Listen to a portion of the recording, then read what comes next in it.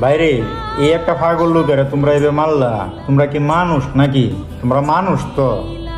একটা পাগল লোক, তার বাবা নাই, মা নাই, ভাই নাই, সবটি লোকই তার আপন যত লোক আছেন সবটি অসুখে মারা গেছে।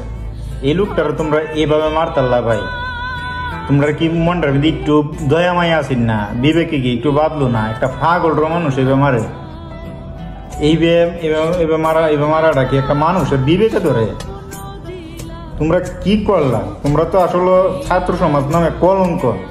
কিছুদিন আগে ছাত্র সমাজের একটা দেখলাম একটা ইতিহাস, কিন্তু তোমরা আর একটা ইতিহাস দেখাইলা। এই যে কাজটা করলাম, সারাটা দেশের মানুষের বিবেক নাড়া দিছে যে ছাত্ররা এই কাজ করতে পারে এইভাবে।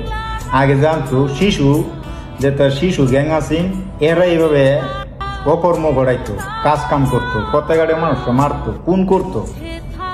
আর তোমরা এই কাজটা করলা ভাই? তোমরা কি শিক্ষাটা হইলা আর কি শিক্ষাটা দিলা? কি শিক্ষাটা দিলা? তোমরা বিবেকটা একটু নাড়া দিল না। তোমরা বিবেক বলতে গেলে আছে কিছু, বিবেক থাকবো প্রত্যেকটা।